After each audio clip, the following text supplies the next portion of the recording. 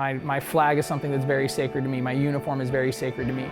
And I understand that we all lose our ways and we all need good guidance. And if it wasn't for the good guidance that I had received over the last couple years, I wouldn't be here.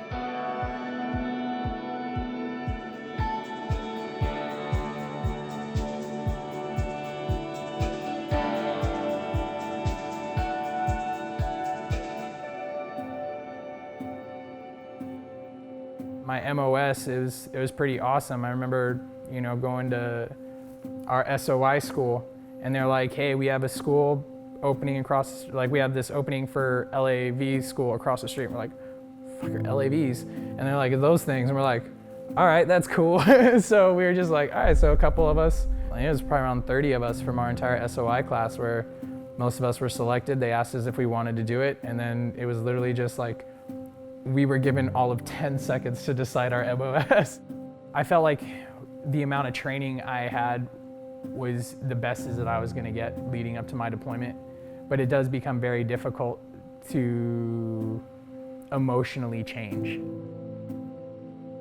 To know that by the time I was deploying, I still had friends in high school and that were still playing sports. And when I wanted to go to a couple of high school kids' graduations, I was in the field training. And that was at that point when I was, we had already had hey, this is about when we're ready to deploy. To tell your friends, I'm sorry, I can't go to a party because I'm preparing to go to Iraq. It starts to hit you that I'm growing up really quick.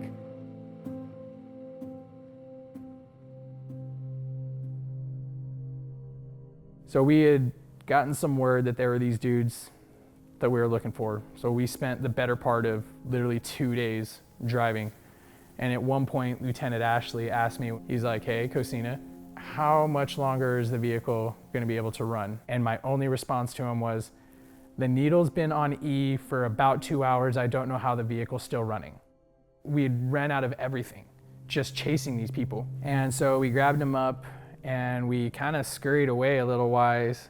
I don't know what time we eventually finally stopped to park. I was just delusional from a lack of sleep. And the next morning when I was woken up, I asked Fuller that why didn't you wake me up for radio watch last night? And he's like, no, Lieutenant Ashley took it all. And I'm like, dude, what? And I asked, he's like, yeah, Lieutenant Ashley stayed up all night. Nobody did radio watch but him. He took first watch and stayed through.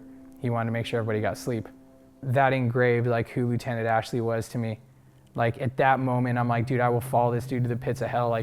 If he tells me we're gonna go do something and more than likely we're gonna die, I'm doing it with Ashley.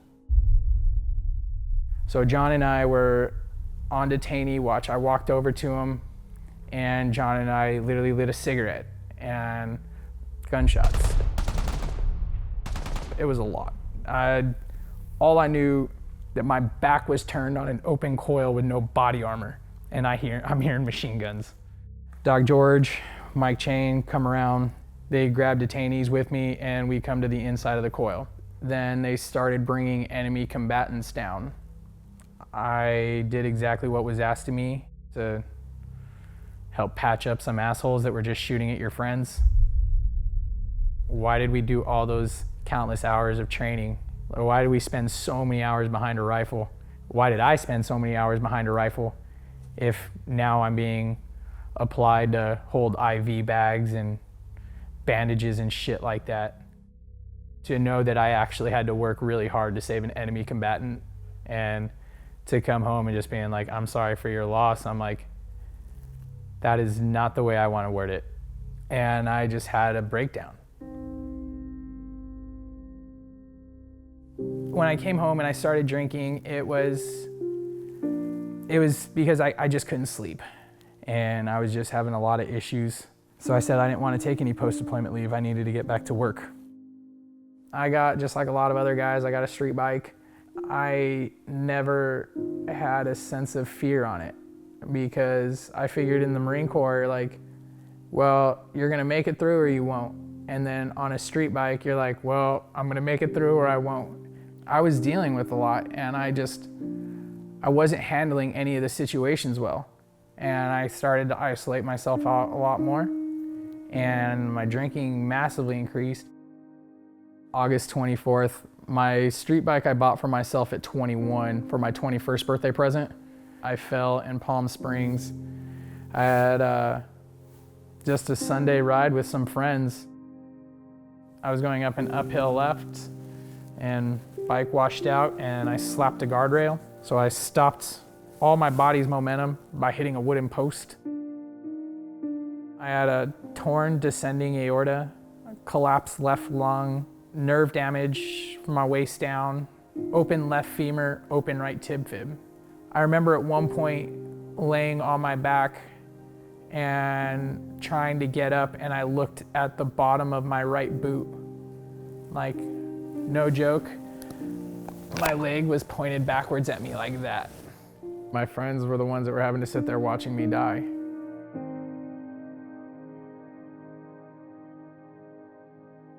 After 2 months of being in the hospital and countless surgeries, my buddies were actually ready to redeploy. I was taking pain meds, obviously I had a lot of injuries and stuff like that, but it wasn't until they deployed that like nobody was around that my depression got so much worse.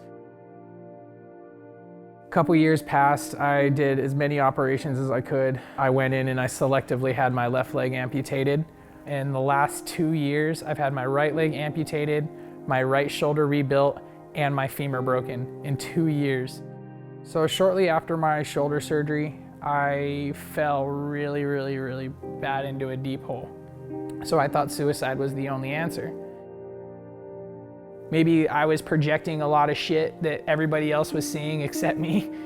And so one of the last conversations I had with my brother was him saying that if he had anybody else close to him commit suicide, that it would have him commit suicide as well. So when my brother told me that, it was literally like the right thing being said at the right time. My birthday was on 5/19.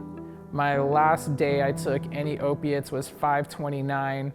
And for a gift to myself for my 30th birthday is when I started my tattoos. The way this art comes out for me is like, it's just definitely an expression of my past, but more importantly, I understand that I've got a platoon of guardian angels. I don't have them in pairs. I don't even have a fire team. I literally have like a full platoon of guardian angels. I've never understood who my guardian angels were. And that's why all my tattoos from here, like all the angels, none of their faces are showing. I don't know why I have so many and why they protect me so much, but I do. But the one thing I'm for certain on is that I know my demons. You know, I have the opportunity to speak on base now, and I have the opportunity to work at base training programs, and I go on stage and I openly talk about pills, alcohol, suicide issues, like going on stage and talking about putting a gun in your mouth. It doesn't matter, man, woman, what branch, what state, what color, sexual preference, or sexual orientation. I don't give a shit about any of that. Like, simply put, we all rock that flag on our uniform. And for me, that's something that's very sacred. My flag is something that's very sacred to me. My uniform is very sacred to me. And I understand that we all lose our ways and we all need good guidance. And if it wasn't for the good guidance that I had received over the last couple years, I wouldn't be here. I'm thankful to be involved in an art project where it's with other veterans that want to be here, because a lot of us are dealing with a lot of the same situations and a lot of issues and the same emotions. I think if we have people that are willing to say, like, I'm willing to open up and be emotionally unguarded and be vulnerable, because we've all had to go through some tough spots, some tougher than others, but they're always tough. I wasn't at any point in my life telling anybody else out there, like, my life is tougher than yours. All I'm saying is that the tough life I've had, you can make it too.